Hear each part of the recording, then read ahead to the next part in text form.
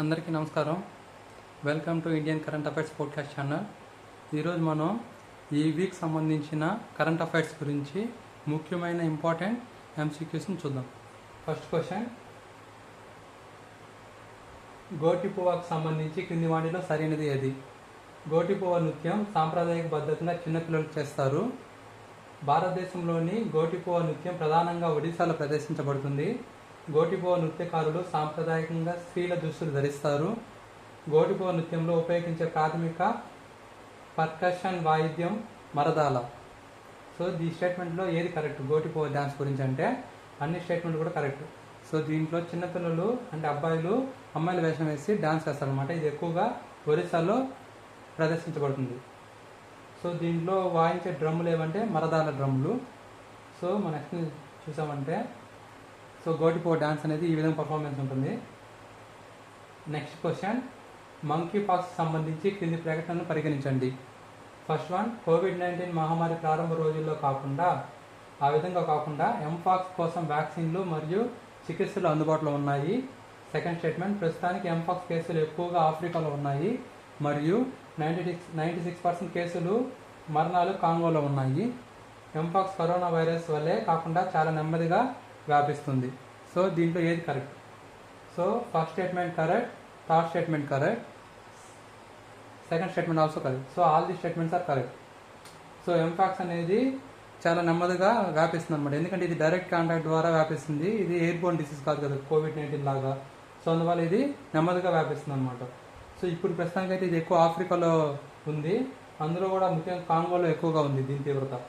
So దీనికి some type of vaccines కానీ procedure కానీ చికిత్స చేయడానికి ఒక ప్రొసీజర్ అంటూ ఉందన్నమాట. సో కానీ కోవిడ్కి ఫస్ట్లో ఆ విధంగా అది కూడా లేదనమాట. సో అన్ని statements correct. So next question, so భారతదేశంలోని సివిల్ సర్వీసెస్లో లేటరల్ ఎంట్రీ సో పార్శ్వ ప్రవేశానికి సంబంధించి క్రింది ప్రకటనను పరిగణించండి. సో లేటరల్ ఎంట్రీ అనేది కూడా రీసెంట్గా న్యూస్లో ఉంది. 2017లో నీతి ఆయోగ్ కేంద్ర ప్రభుత్వంలో మిడిల్ మరియు సీనియర్ మేనేజ్మెంట్ స్థాయిల్లో సిబ్బందిని చేర్చుకోవడానికి సిఫార్సు చేసింది ఈ పద్ధతిలో. నెక్స్ట్ వచ్చి వారికి 3 సంవత్సరాల కాంట్రాక్ట్లు ఇవ్వబడతాయి. మొత్తం 5 సంవత్సరాల వరకు పొడిగించవచ్చు. సో లేటరల్ ఎంట్రీలో ఎస్సీ ఎస్టీలు కోటాలు ఉంటాయి కానీ ఓబీసీ అభ్యర్థులకు ఉండవు. సో దీంట్లో ఏ స్టేట్మెంట్ కరెక్ట్ అంటే first statement and second statement correct అనమాట. కానీ థర్డ్ స్టేట్మెంట్ తప్పు. ఏంటంటే లేటరల్ ఎంట్రీలో ఎస్సీ ఎస్టీలకు కూడా రిజర్వేషన్ ఉండదు. కానీ ఇప్పుడు ఈ లేటరల్ ఎంట్రీలో కొంతమందిని సివిల్ సర్వెంట్స్ని తీసుకోవాలని చెప్పి యూపీఎస్సీ అనేది నోటిఫికేషన్ని రిలీజ్ చేసింది. కానీ సెంట్రల్ గవర్నమెంట్ ఆ నోటిఫికేషన్ విత్డ్రా చేసుకోమని చెప్పింది అనమాట. ఎందుకంటే లేటరల్ ఎంట్రీలో కూడా రిజర్వేషన్ పెట్టాలని ఒక ఆలోచన ఉందేమో తెలియదు. సో ప్రస్తుతానికైతే లేటరల్ ఎంట్రీలో ఎటువంటి రిజర్వేషన్ అనేది లేదు. సో ఇది 2017లో డిసైడ్ అయినారు నీతి ఆయోగ్ వాళ్ళు. సో యూపీఎస్సీలో కానీ మిడిల్ ఆర్డర్ దాంట్లో కానీ సక్సెస్ఫుల్ బిజినెస్ పర్సన్స్ని తీసుకోవాలని చెప్పి లేటరల్ ఎంట్రీలో అని నిర్ణయించుకున్నారు అనమాట. సో వీళ్ళు మ్యాక్సిమం 3 సంవత్సరాల వరకు ఈ పొజిషన్లో ఉంటారు. మ్యాక్సిమం అంటే 5 years వరకు పొడిగించవచ్చు అనమాట. సో ప్రస్తుతానికి అయితే లేటరల్ ఎంట్రీలో ఎస్సీ ఎస్టీలకు కూడా రిజర్వేషన్ అనేది లేదు. క్రింది వాటిలో క్రెటేషియస్ పాలియోజిన్ విలుస్త సంఘటనలో అత్యుత్తమ ఏరియన్లు ఏది? సో క్రెటేషియస్ పాలియోజిన్ అనేది దేనికి సంబంధించింది? మానవ నాగరికతను అంతం చేస్తున్న అంచనా వేయబడిన భవిష్యత్ సంఘటన గురించా, భూమి నుండి డైనోసార్లు అంతరించిపోవడానికి దారితీసిన సంఘటన గురించా లేకపోతే సింధు నాగరికత అంతానికి దారితీసిన సంఘటన గురించా? పైవేవి కాదు. సో దీనికి ఆన్సర్ ఏంటంటే భూమి నుండి డైనోసార్లు ఏ విధంగా అంతమైపోయాయో తెలియజేసే సంఘటన గురించి చెప్పేది క్రెటేషియస్ పాలియోజినిస్. సో నెక్స్ట్ క్వశ్చన్, డోనానెమాబ్ అనే ఒక డ్రగ్ అనేది కిస్టున్లా బ్రాండ్ పేరుతో విక్రయించబడుతుంది. ప్రాథమికంగా ఏ పరిస్థితిని చికిత్స చేయడానికి ఉపయోగిస్తారు ఈ డ్రగ్ అనేది మనకు కనిపెట్టాలి. ఫస్ట్ వన్ పార్కిన్సన్స్ వ్యాధి, సెకండ్ వన్ ఆల్జిమర్స్ వ్యాధి, మల్టిపుల్ స్క్లెరోసిస్, ఎపిలెప్సీ. సో దీనికి ఆన్సర్ ఏంటంటే అల్జిమర్స్ వ్యాధి. సో అల్జిమర్స్ వ్యాధిని తగ్గించడానికి మనం డోనానెమాబ్ అనే డ్రగ్ను యూజ్ చేస్తాం అనమాట. డోనానెమాబ్ అనేది అమిలాయిడ్ ఫ్లేక్ టార్గెటింగ్ థెరపీ ఇది మెదడులోని అమిలాయిడ్ పలకలను తొలగించడం ద్వారా అల్జీమరస్ వ్యాధి యొక్క పురోగతిని నెమ్మదింపజేస్తుంది. నెక్స్ట్ క్వశ్చన్, భారతదేశంలో ఖనిజ అన్వేషణకు సంబంధించి ఈ కింది ప్రకటన పరిగణించండి. సో రీసెంట్గా సుప్రీంకోర్టు మినరల్ ఎక్స్ట్రాక్షన్ కోసం కొంచెం తీర్పు ఇచ్చిందన్నమాట. ఆ తీర్పు గురించి రిలేటెడ్గా ఈ question. Mines and minerals development act 1957 section 9 ప్రకారం లీజులు పొందిన వారు మైనింగ్ కార్యకలాపాలు నిర్వహించాలని, తొలగించబడిన ఏదైనా ఖనిజానికి సంబంధించి రాయల్టీని భూమిని లీజుకు ఇచ్చిన వ్యక్తికి లేదా కార్పొరేషన్ చెల్లించాలని ఉందన్నమాట ఈ సెక్షన్ ప్రకారం. మైనింగ్ కార్యకలాపాలపై పన్ను విధించే అధికారం భారతదేశ రాష్ట్రాలకు ఉంది. థర్డ్ వన్, రాయల్టీ అనేది పన్ను కాదని ఎస్సీ ఇటీవల పేర్కొంది. సో ఏ స్టేట్మెంట్ కరెక్ట్ అంటే అన్ని స్టేట్మెంట్స్ కూడా కరెక్ట్ అనమాట.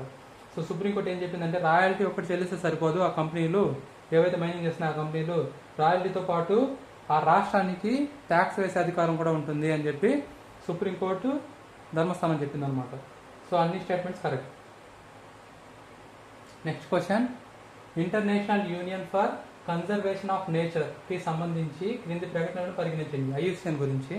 ఐయుసిఎన్ అనేది స్విట్జర్లాండ్లో ప్రధాన కార్యాలయం ఉన్న ప్రభుత్వ సంస్థ. ఐయుసిఎన్ యొక్క ప్రాథమిక దృష్టి ఆచరణాత్మక క్షేత్ర ప్రాజెక్టుల కంటే శాస్త్రీయ పరిశోధనపై ఉంటుంది. ఐయుసిఎన్ పరిరక్షణ సవాళ్లను పరిష్కరించడానికి ప్రభుత్వ సంస్థలతో ప్రత్యేకంగా పనిచేస్తుంది.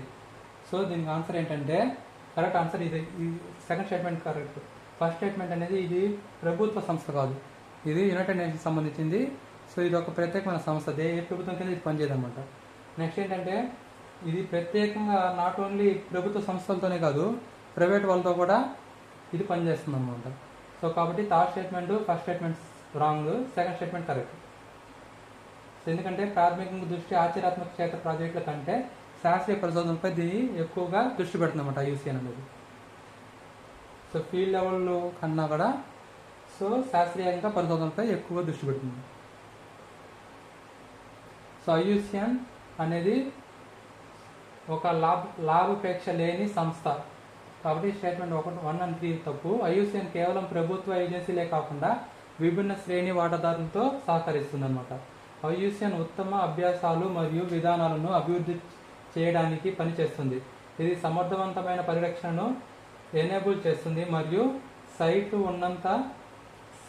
ఉన్నత ప్రమాణాలు సాధించడంలో సహాయపడతాయి. అదే సమయంలో వృత్తిపరమైన సామర్థ్యాన్ని అభివృద్ధి చేయడం మరియు జాతీయ మరియు ప్రపంచ విధానాన్ని ప్రభావితం చేయడం దీని యొక్క ముఖ్య ఉద్దేశం అన్నమాట. సో నెక్స్ట్ వన్, గొడ్డ పవర్ ప్లాంట్ ఇటీవల వార్తలో ఉంది. దానికి సంబంధించి ఇది ఏ దేశాలకు సంబంధించింది? భారతదేశం మరియు నేపాల్కి, భారతదేశం మరియు శ్రీలంకకి, భారతదేశం మరియు బంగ్లాదేశ్కి, భారతదేశం మరియు భూటాన్కి. సో గొడ్డ పవర్ ప్లాంట్ అనేది భారతదేశం మరియు బంగ్లాదేశ్కి సంబంధించింది అనమాట. ఇది భారతదేశంలో ఉన్న ఒక పవర్ ప్లాంట్. దీని నుంచి జనరేట్ అయిన పవర్ మొత్తం మనం బంగ్లాదేశ్కి పంపిస్తున్నాం అనమాట. సో భారతదేశంలోని జార్ఖండ్లో ఉన్న గొడ్డ పవర్ ప్లాంట్ బంగ్లాదేశ్కు పూర్తి విద్యుత్ను సరఫరా చేయడానికి అంకితం చేయబడిన భారతదేశం మొట్టమొదటి అంతర్జాతీయ విద్యుత్ ప్రాజెక్ట్ అనమాట. సో ఈ రోజుకి ఇది last question. Thank you very much.